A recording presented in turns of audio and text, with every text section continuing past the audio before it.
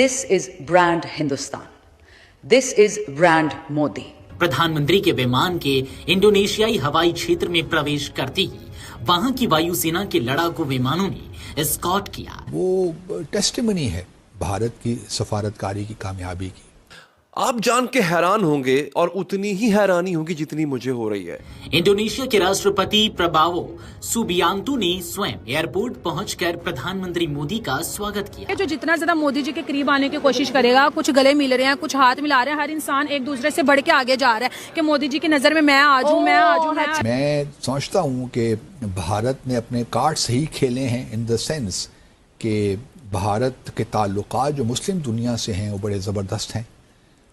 Economically भी तिजारत बड़ी ज़बरदस्त है, ट्रेड। बहुत बड़ी खबर आपके साथ हम शेयर करने जा रहे हैं और ख़बर ये है कि बलूचिस्तान पर बड़ा खौफनाक हमला हुआ है। हम पाकिस्तानियों के तो जैसे बुरे दिन ख़त्म होने को ही नहीं आ रहे।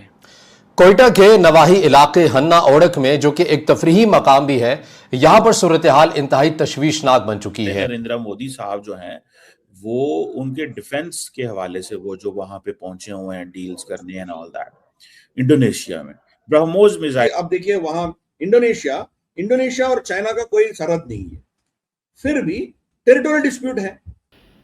नमस्कार, जय हिंद दोस्तों। मोदी जी समय इंडोनेशिया के दौरे में हैं, जो दौरा बहुत अहम माना जा रहा है। दोस्तों, सबसे पहले तो हम ये समझते हैं कि भारत और इंडोनेशिया के रिश्ते इतने अहम क्यों हैं।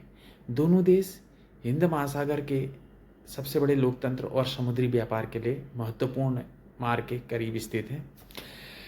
इसलिए सुरक्षा, व्यापार और क्षेत्रीय सहयोग दोनों देशों के लिए बहुत महत्वपूर्ण है। दोस्तों, इस दौरे से व्यापार, निवेश, समुद्री सुरक्षा, रक्षा सहयोग और डिजिटल साझेदारी जैसे विषयों पर चर्चा हुई है। दोस्तों, दोनों देशों के लिए आर्थिक संबंधों को और मजबूत करने पर जोर दिया गया है।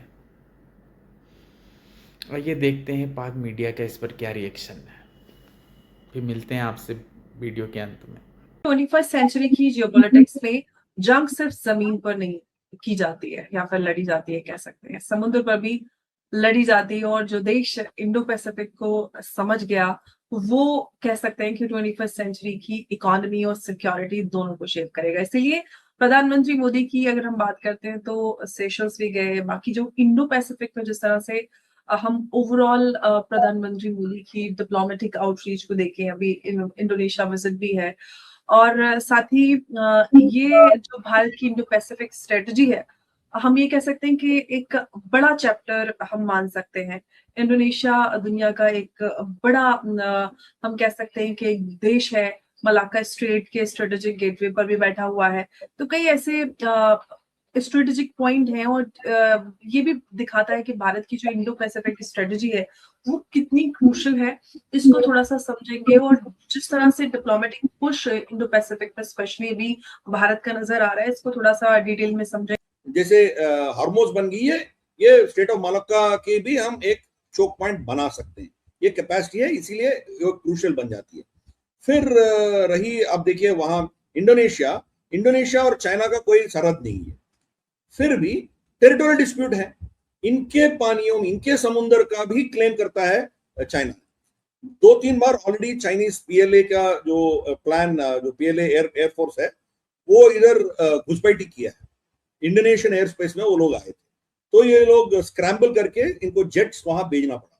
तो इसीलिए उनको खतरा है, एक बार ताइवान को अड़प लेगा चाइना, फिर इन देशों के ऊपर गिरेगा।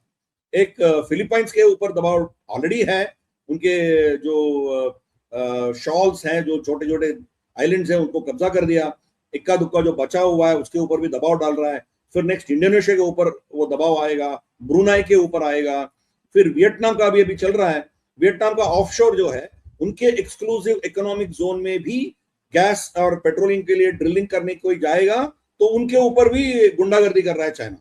तो हमारी जो ओएनजीसी विदेश हमारी पास जो कंपनी है, वो उधर जाके टेंडर भी मिल गया था, मगर हम जा नहीं पा रहे क्योंकि ये लोग चाइना की गुंडा जो शिप्स है ना, वो आके वहां तंग करते हैं लोगों को।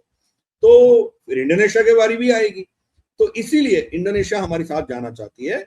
इंडोनेशिया जो है वो अभी से अमेरिका से डीकपल और डी रिस्क करना चाहती है। अभी अमेरिका के ऊपर भरोसा सबको उड़ गया, सब देख ही रहे हैं। तो गल्फ में, आप वेस्ट एशिया में ये लोग अमेरिका के भरोसे पर ये लोग बैठे थे। ईरान जब शाहीन ड्रोन्स वो मारा था तो इनके समर्थन में अमेरिका कुछ नहीं कर पाया, और फिर जो बचा कुचा इनके पास हथियार थे वो इजराइल को दे बैठा है, तो इनके पास तो है ही नहीं है। इसीलिए अब देखिए यूएई भी भारत के साथ आ रहा है, भारत से ब्रह्मोस खरीद रहा है, और इससे भी मोर इम्पोर्टेंट आकाश तीर खरीद रहा है हमसे। आकाश तीर जो है it is like a shield, उनके ड्रोन्स और उनके मिसाइल्स को बचाने की जो टेक्नोलॉजी है, जो प्रोटोकॉल्स है, वो आकाश तीर है। तो अमेरिका के आयरन डोम और इनके जो जितने भी है प्रोटोकॉल्स, उनके ऊपर भरोसा उड़ गया। तो इसीलिए इंडोनेशिया, फिलीपाइंस, ये सब हमारे पास आ रहे हैं। तो है तो अमेरिकन बेसिस फिलीपाइंस में भी है, फिर भी हमारी ब्रह्मोस क्यों खरीदा? वो ब्रह्मोस जब फिलीपाइंस ने खरीदा, चाइना रुक गई है, क्योंकि चाइना और आगे बढ़ती और इनको वो एक शकोल के ऊपर जो चल रहा है वो बहुत पहले से चल रहा है, वो उसको छोड़िए, बाकी इलाकों में भी वो कब्जा करना चाह रहा था।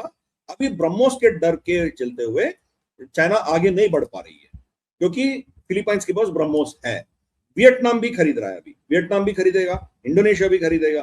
तो ये यहाँ की security, net security provider Bharat बनेगा। बहुत बड़ी खबर आपके साथ हम शेयर करने जा रहे हैं, और खबर ये है कि बलूचिस्तान पर बड़ा खौफनाक हमला हुआ है, जिसके बाद सिक्योरिटी फोर्सेस ने बहुत बड़ी कार्रवाई का आगाज कर दिया है। ये अब तक का सबसे खतरनाक तरीन हमला जो है वो कंसिडर किया जा रहा है। इसकी तमाम तर डिटेल, जबकि दूसरी तरफ नाज़रीन फलस्तीन गजा से एक बहुत बड़ी खबर सामने आ रही है। हमास ने बड़ा ऐलान कर दिया है। इसकी तमाम तर डिटेल्स आज के इस व्लॉग में आपके साथ हम शेयर करेंगे।